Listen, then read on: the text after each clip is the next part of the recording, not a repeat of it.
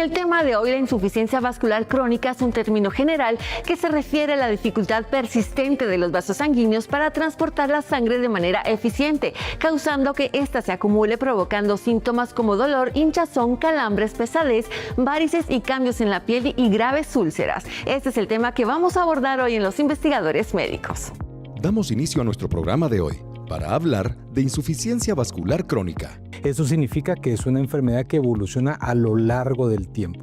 Básicamente se produce porque el funcionamiento de una vena no es adecuado. Hablamos de evaluación, tratamiento y factores de riesgo. Las varices, dependiendo de su ubicación, podría tener una etiología de insuficiencia venosa de nuestros miembros inferiores o bien pélvica. Eso es algo que está en estudio. Y el uso de Venum como tratamiento frente a esta enfermedad. Gracias por continuar una vez más en este su programa de Los Investigadores Médicos, abordando temas de su completo interés.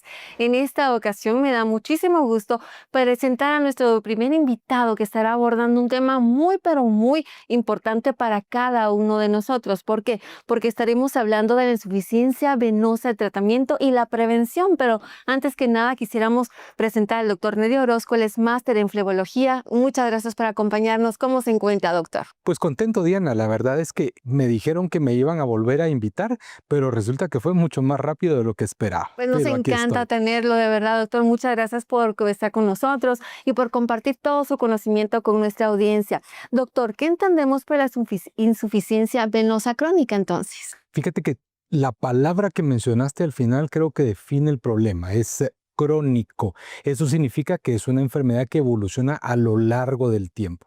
Básicamente se produce porque el funcionamiento de una vena no es adecuado. En el caso de las venas, la sangre es de retorno al corazón. En el caso de las piernas, eso significa que va de abajo para arriba. Si las válvulas venosas no cierran el espacio de la vena, la sangre sube y se regresa. Eso crea una insuficiencia de la válvula y por ende ese estancamiento de la sangre nos va a traer repercusiones que ya hablábamos en la vez anterior, pero sé que a lo largo del programa identificaremos nuevas síntomas y complicaciones del problema. Y a eso iba la siguiente pregunta precisamente, doctor. ¿Cuáles son los síntomas entonces? Los síntomas son muy variados. Hubo un grupo de alemanes que decidieron hacer un estudio, el famoso estudio de Bonn, en una ciudad alemana. A todos los pobladores del lugar llegaron a evaluarlos y preguntarles si tenían algún síntoma relacionado con problema venoso, tuvieran el problema o no lo tuvieran, y ellos crearon, creo yo, la pauta de saber cuáles son las características principales del problema. Algunos tendemos a mencionar dolor, sin embargo el dolor no es un buen parámetro porque hay pacientes que tienen un umbral alto. La población guatemalteca, nuestras mujeres generalmente son ejemplo de ello. Están con mucho dolor para cualquiera de los mortales, nosotros hombres, pero ellas están fuertes y dicen, me duele, hasta llegan a decir lo normal. No es normal sentir dolor, es una alarma. Entonces, el dolor es un parámetro, pero no es el más importante. Ellos detectaron que el parámetro más importante era la inflamación, es decir, pacientes que se levantan normal en las mañanas, sus tobillos delgados como normalmente los tienen, pero que a lo largo del día al realizar sus actividades se comienzan a hinchar y por la tarde pues tenemos los piecitos casi puros tamalitos, ¿verdad? El edema podría ser una de las características. Cambios de coloración, cuando la sangre se queda estancada, tiende a producir una coloración como violácea en los pies, es otra característica importante, y lesiones como telangiectasias, es decir, arañitas, varices, manchas en la piel, podría ser otro parámetro. Y bueno, y cuando estamos hablando de la detección, ¿se puede hacer una detección temprana? Sin duda alguna.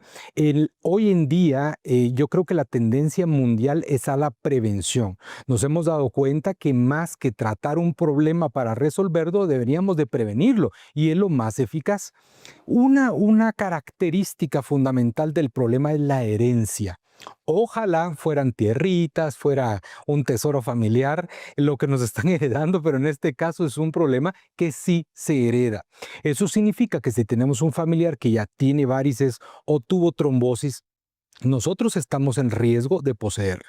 Algunos piensan es una enfermedad estricta de mujeres, pero en el caso de la herencia no es así. Esto puede pasar a hombres y a mujeres. Obvio que va a pasar más a las mujeres por cuestiones hormonales y demás, pero puede pasar también en hombres. Entonces, si tenemos un familiar que ya tuvo problema venoso, valdría la pena que nosotros nos chequemos para no llegar a tenerlo.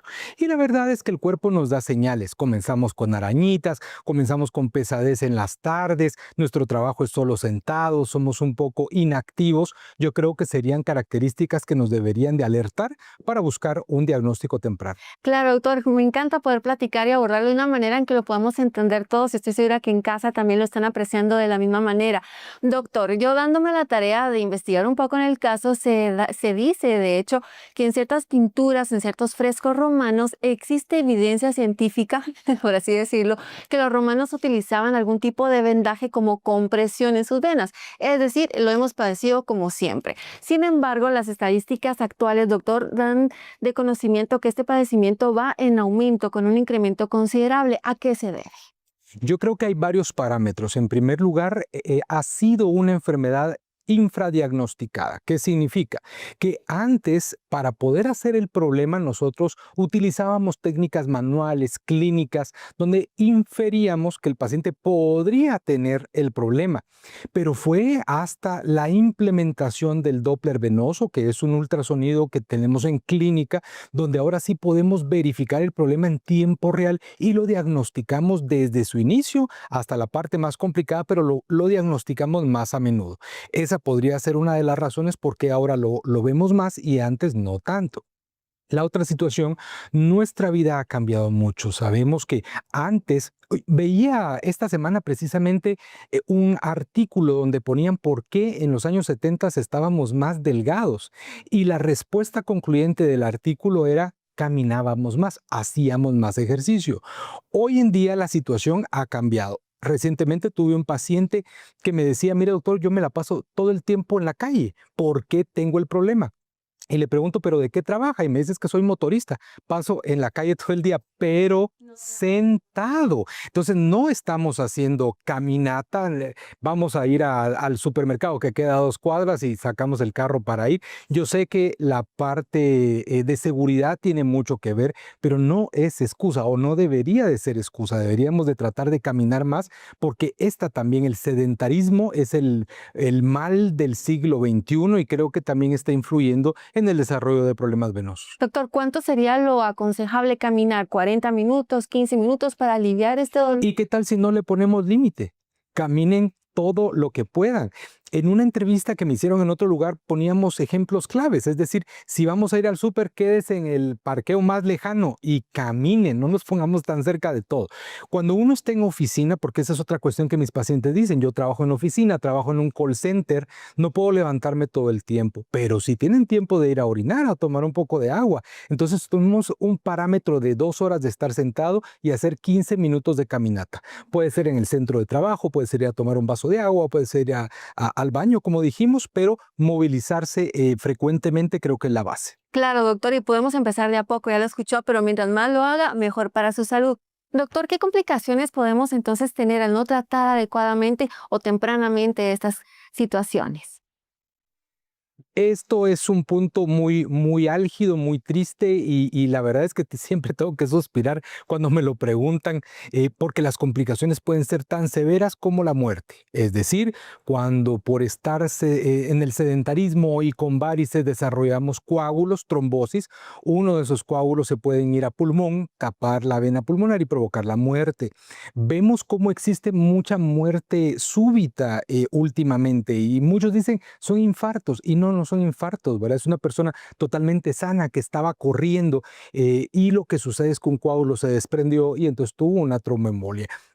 Yo creo que eso podría ser lo más fuerte, pero hoy en día aún vemos pacientes con las manchas en la piel que terminan formando úlceras. Una úlcera es un problema que incapacita al paciente para vivir su vida diaria, arruina su calidad de vida y en algunos casos el tener una úlcera se ha considerado como tener un problema cardíaco severo. ¿Por qué? Porque es limitante. Entonces, no es una cuestión estética. Yo quisiera quitar ese estigma del problema. Muchos piensan, solo por estética, solo porque no se me miran bien. y la verdad es la vida la que está en juego, Dianita. La vida la que está en juego, excelente, doctor. Y bueno, ¿qué podemos hacer entonces cuando un paciente ya presenta un cuadro avanzado de esta enfermedad? Yo creo que la primera cuestión que tenemos que tener en la cabeza es que hoy en día lo podemos diagnosticar y lo podemos tratar. Los tratamientos hoy en día son mucho más avanzados y dan resultado.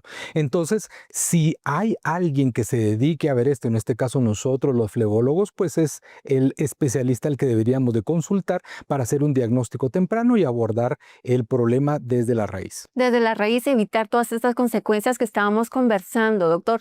Pero ya hablando respecto al tema del papel tan importante que juegan los polifenoles en el tratamiento de esta condición, ¿qué nos podría explicar, doctor?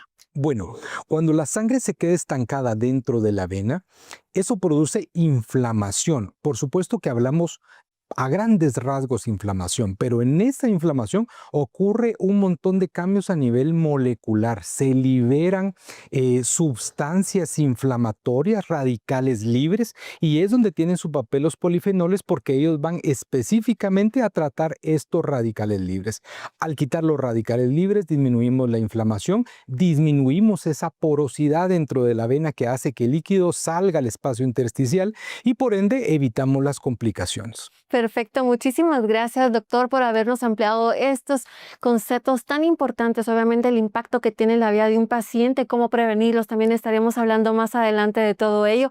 Muchas gracias por estar usted que nos ve en casa, en sintonía de su programa, y doctor, le invito a que nos siga acompañando porque aún debemos abordar mucho más. Con mucho gusto. Con mucho gusto, vamos a ello entonces, continuamos. Después de estos consejos de salud. Y con respecto a la herencia, depende mucho si el hijo es hombre o mujer. Si los dos papás tienen enfermedad venosa, las hijas mujeres tienen el 80% de riesgo de desarrollar problema venoso. No se despegue de los investigadores médicos. Meditip. Es momento de nuestra pregunta del día. ¿Qué complicaciones pueden presentarse si la insuficiencia vascular crónica no se trata adecuadamente? Opción A, gripe.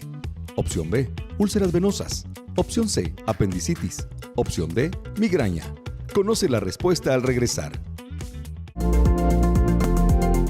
Estamos de vuelta y es momento de dar respuesta a la pregunta de hoy. ¿Qué complicaciones pueden presentarse si la insuficiencia vascular crónica no se trata adecuadamente? A, gripe. B, úlceras venosas. C, apendicitis. D, migraña. Respuesta correcta, opción B, úlceras venosas. Cuando la insuficiencia vascular crónica progresa sin tratamiento, la presión elevada dentro de las venas provoca daño en la piel y los tejidos. Con el tiempo pueden aparecer cambios como oscurecimiento de la piel, endurecimiento, inflamación persistente y, en etapas más avanzadas, úlceras venosas. Las úlceras venosas son heridas abiertas que suelen formarse cerca de los tobillos. Pueden ser dolorosas, tardar semanas o meses en cicatrizar y tienden a aparecer si no se trata la causa de fondo. Además, aumenta el riesgo de infecciones y afectan significativamente la calidad de vida. Gracias por continuar en su programa Los Investigadores Médicos. En esta ocasión nos acompaña el doctor Neri Orozco, él es flebólogo. Pero doctor, bueno, hemos escuchado esa palabra, pero yo quisiera que fuera usted, ¿quién mejor que usted con toda su experiencia, que nos explique de qué trata su especialidad y que nos pueda abordar un poco más acerca de este tema tan interesante? Pues gracias por tu pregunta, porque sí hay, creo que, un poquito de confusión cuando dicen por qué cirujano vascular y por qué flebólogo. Hablemos primero de los cirujanos vasculares. Nuestros colegas, los cirujanos vasculares, ellos se dedican a la parte global de todos los vasos sanguíneos en el cuerpo, sean venas y sean arterias. Sin embargo, venas es un mundo muy grande y a veces, pues generalmente a ellos les gusta más abordar arterias que venas. Entonces se hizo necesario un grupo de médicos que nos dedicáramos específicamente a ver las venas. En el año de 1940, en Francia, el doctor Tournay decide crear una asociación que fue la primera asociación mundial de flebología en Europa, ¿verdad? En Francia, a la cual tengo el placer de pertenecer acá como representando a nuestro país. Y a raíz de esta asociación que deciden, no, es necesario investigar las venas por aparte y dedicarnos solamente a eso. Y es lo que hacemos los médicos flebólogos. Y ya sabemos además la importancia que tiene, doctor, con todo lo que nos abordó en el primer bloque. Es de suma importancia contar con un médico con su especialidad y tenerlo a mano, así que para nosotros es un placer. Muchas gracias. Doctor, ¿qué riesgos o factores aumentan que una persona pueda o no desarrollar insuficiencia venosa? Como te dije al principio, el factor hereditario es sumamente importante. Yo creo que el 80% de la evolución del problema deriva de lo que nos han heredado. Y con respecto a la herencia, depende mucho si el hijo es hombre o mujer. Si los dos papás tienen enfermedad venosa, las hijas mujeres tienen el 80% de riesgo de desarrollar problema venoso. En el caso de los hombres, solo tenemos un 60% de riesgo si papá y mamá tienen el problema. Aparte de eso, solo el hecho de ser mujer ya es un factor de riesgo, indiferentemente si hay o no hay herencia, esto por factores hormonales. La otra cuestión importante, más de un hijo también predispone a tener problema, obesidad, sedentarismo y calor son las causas más frecuentes del problema. Perfecto, entonces ya lo sabe, si alguien en su familia ha padecido de ello, obviamente tiene que acudir al médico especialista lo más pronto posible para evitar cualquier complicación que podría llegar a desarrollarse. Hay que llevar una clínica y obviamente esto va a facilitar también el trabajo de ustedes, ¿no, doctor? Bueno, cuando estamos hablando de los estudios, ¿cuál podríamos mencionar, doctor, es el más importante o el que más se utiliza actualmente para evaluar sobre todo esa circulación venosa de la cual hemos estado platicando? Diana, ¿tú has visto cuando el cardiólogo va a evaluar a su paciente? ¿Qué dispositivo utiliza para escuchar el corazón? El estetoscopio. El Doppler venoso, para nosotros los flebólogos, los médicos de venas, es como el estetoscopio para el cardiólogo. Ese es el examen básico para poder hacer un diagnóstico. Es bien importante que sepamos que para hacer el examen Doppler hay posiciones específicas, es decir, el paciente debe estar de pie para que la fuerza de gravedad ejerza presión sobre la columna venosa y sobre las válvulas, de manera que sea evidente la insuficiencia. A veces les dicen, mire, voy a hacerle un Doppler y se lo hacen con el paciente acostado y está demostrado que esa posición no favorece para hacer un diagnóstico correcto. La posición es importante y creo que cuando nos dicen, mire, lo voy a hacer un Doppler para hacer diagnóstico de insuficiencia, deberíamos de sugerir que evidentemente se haga con el paciente de pie. Cuando buscamos trombosis, eso es una cuestión diferente porque no nos interesa la fuerza de gravedad, nos interesa el flujo venoso únicamente y ahí sí lo podemos hacer con el paciente acostado. Y no es doloroso, ¿verdad, doctor? Para nada, no es nada doloroso, tal vez un poquito incómodo porque tenemos que aplicar un gel, pero el gel es a base de agua, no va a manchar. En días fríos como hoy, tal vez un poquito lo helado del gel, pero es solo incomodidad, no dolor, Diana. Claro, doctor. Y bueno, ¿se puede determinar la gravedad entonces de la insuficiencia venosa en un paciente, obviamente utilizando todos esos nuevos tratamientos y técnicas? Fíjate que globalmente hay algo hoy en día que se denomina medicina basada en la evidencia. Antes era solo lo que el médico aprendía, su experiencia, y entonces uno decía, en base a mi experiencia yo creo que hoy no. Hoy tenemos parámetros específicos para medir esto. Hay una escala de clasificación que es la escala CEAP. Si bien es cierto, no es la escala ideal, es la escala en la que a nivel mundial todos pudimos ponernos un poquito de acuerdo y clasificar al paciente. Comienza en grado 0, curioso, pero comienza en grado 0 y termina en grado 6. Grado 6 es cuando ya tenemos una úlcera activa, que es el estadio más grande de la enfermedad. En base a la evaluación clínica y al resultado del Doppler, podemos catalogar a un paciente en cualquiera de estos grados y de esa manera determinar la complicación o gravedad del problema. Doctor, la siguiente pregunta la vamos a hacer como un mito o una realidad. Muy bien. ¿Las varices siempre significan que hay insuficiencia venosa crónica? No siempre, porque generalmente decimos varices a cualquier venita del cuerpo y no todas se llaman igual. O sea, las telangiectasias, que son las arañitas, son venitas que miden menos de 3 milímetros, de 3 a 5 pues ya son varices. Las varices, dependiendo de su ubicación, podría tener una etiología de insuficiencia venosa de nuestros miembros inferiores o bien pélvica. Eso es algo que está en estudio y que hasta hoy en día se le está prestando también el cuidado y la observación necesaria. Pero sí, dependiendo de cómo encontremos el Doppler, es la causa de las venitas que vamos a presentar. Perfecto. Bueno, doctor, hablemos entonces ahora de los tratamientos disponibles. ¿Cuáles hay? ¿Te los digo todos? Los más importantes.